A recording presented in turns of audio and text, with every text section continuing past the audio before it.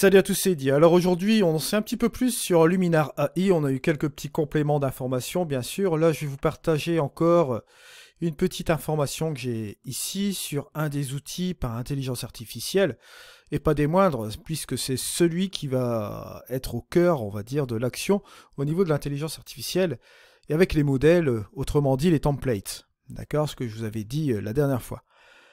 Alors là, vous irez voir sur mon site internet, je vous ai laissé encore un petit article assez relativement court à lire, d'accord, qui va vous permettre un petit peu d'avoir encore un pense-bête au niveau de l'évolution de Luminar AI. Je vous avais dit qu'à chaque fois que j'allais avoir une petite chose à vous dire sur Luminar AI, j'allais vous en parler directement sur la chaîne. Bon, c'est chose faite aujourd'hui. On va arrêter un petit peu les blabla et on va parler de ce AI Assistance, d'accord.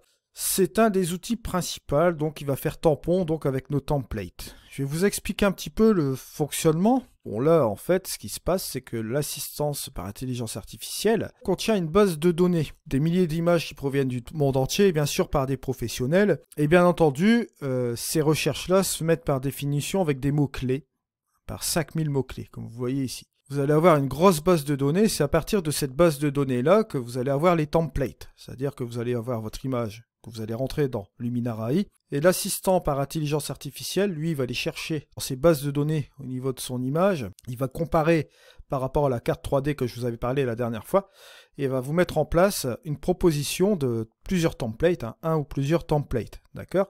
C'est ce qu'on voit un peu ici, d'accord? Reprennent en partant des bases, bon, détection d'humains, bon, d'animaux et d'objets. De plus, bon là je vous lis un petit peu ce que j'ai mis, elle peut même déterminer la palette de couleurs d'une image entière ou de sélection de celle-ci. Vous voyez, par sélection, donc c'est vraiment intéressant. Ce qui veut dire que l'intelligence artificielle va pouvoir un peu cibler les endroits et voir un peu comment ils vont pouvoir modifier tout cela. Donc c'est pas fait au hasard, c'est une chose qui est vraiment intéressante.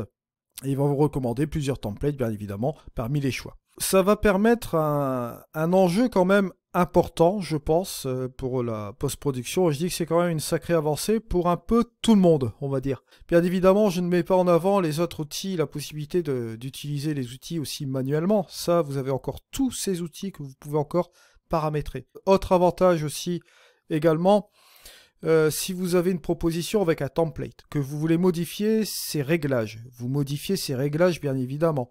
Vous vous faites un propre template que vous pouvez réutiliser encore après, qui sera mis dans la base de données pour les autres images. Vous suivez un petit peu, quoi. Donc c'est vraiment un truc à l'infini.